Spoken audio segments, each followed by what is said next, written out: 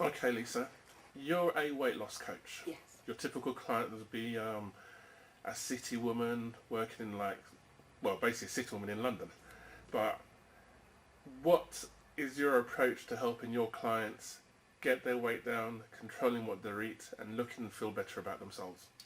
Well, my approach starts off with taking a look at your current lifestyle. It's very much, whatever we do, it's got to be something that you can work with. It's got to be something that you can keep up with and will fit into your current lifestyle. So I'm very, very much on the side of let's work with what we've got.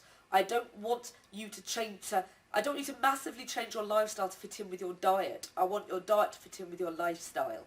And that's a really important part of what I do and the way I am. Having said that, I can't do it for you. At the end of the day, you have to take responsibility for whatever you eat. I can show you the way, I can help, I can give you the research. And I'm very big on that. I'm big on people understanding what they're doing.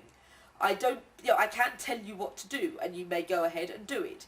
But that doesn't show you, it doesn't teach you why on earth we're doing it this way. And I believe a lot more people get it right, can live with it longer, and will understand what they're doing if I actually explain to them how it works. So I'm very big on showing people the research, showing them the papers, helping them understand the way that the science works and nutrition works, and how it all fits together with the way you are living your lifestyle. Because sometimes people don't see the connection between their sleep, their exercise, their diet, their work-life balance, their stress, the pollution in the air, the pollution in the Tupperware boxes that we use to carry our food in. All of these things, they're holistic. It's big picture stuff, and that's what I'm into. We'll drill into the details, absolutely, with no doubt about it, but we need to look at the big picture. There's no point with me focusing straight in and tinkering around with your vitamin D levels when actually there are so many bigger things to fix first. So what I do is I look at the entire picture, your lifestyle, your family life, your social life, your work life, and then we start to pick it apart. What is it that you're currently doing that isn't working? And why is it not working? What can we do to make it better? And so what we'll do is we'll mainly work online. We'll do online consultations, we'll do Skypes, we do emails. I'll help you set up diet plans. But what I won't be doing is writing an absolute, you will eat this, this and this at this meal, that and that at that meal. There's no counting of sins, there's no points, there's no red meals and green meals. It doesn't work that way. What I'll be doing is showing you the right foods to eat, helping you decide what are the right foods to eat for you, then helping you put them together in a useful way. I will help you with some shopping ideas and recipe ideas. I will be available for help if you've got a special event or you've got a holiday coming up and you want some advice on how best to manage it. That's what I'm there for. Also help you with your exercise planning, with routines. We'll show you little videos of the best way of doing exercises. I will also be available for some people on a one-to-one basis, there to help and be your coach sort of in person as well as online. But obviously I can reach out to far more people online. You don't have to be in London if we're going to be online together. So I believe very much in enabling you to be able to manage your own diet and your own lifestyle and being able to move on. Being able to sort of see me for a while, getting things in balance, getting things right, and then move on and living the rest of your life healthy and happy. Cool. What are your typical results you've been getting with your clients so far? I've been getting some really good results actually. One gentleman client came to see me, wanted to lose some weight, very unspecific, and that's another thing actually I will be addressing, is having specific goals. Because I believe if your goal isn't specific and it isn't measurable, then actually how will you know when you've achieved it? Goals have to be something that we're going to know when we achieve them, and we're going to have to find out ways of getting steps towards these goals. But to give a specific example, like I just said, I've taken 15 pounds, that's just over 1 stone, off one gentleman in a month. And that's purely with tinkering around with his diet, with removing a lot of the high processed and high sugar foods he was eating from his diet and replacing them with far more natural foods and sorting things out. It turns out he was drinking a huge amount of fruit juice in the mornings. All natural, and I'm not against fruit. Fruit's very, very good for you.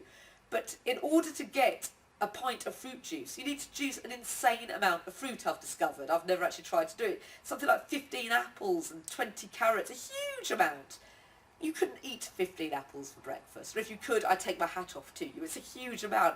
But when you're juicing them, All you're getting are the simple sugars in the juice. You're not eating any of the fibre. You're losing a huge amount of the vitamins and the nutrients. And so we removed all of that from his diet completely, took it out.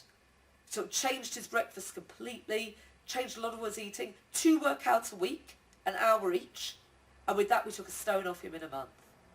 Another lady I've been working with actually she's been an ongoing client of mine for a year and a half. And nowadays we don't look to take weight off.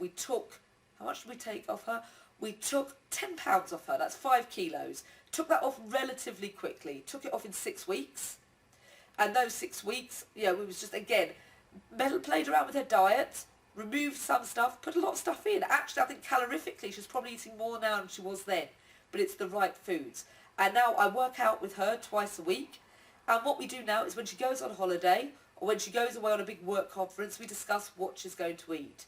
And every now and again, we tweak her diet a little bit. She came to me about 6 months ago. Said she was feeling very, very tired mid-afternoon at work. She was getting a real slump in energy about 2 or 3 o'clock. So we looked at her diet, we looked at the way she was eating and how she was eating, and we just changed around when she ate her foods. Didn't actually take anything away, didn't really add anything in, but just changed the timing of her meals. Made a huge difference to her energy levels.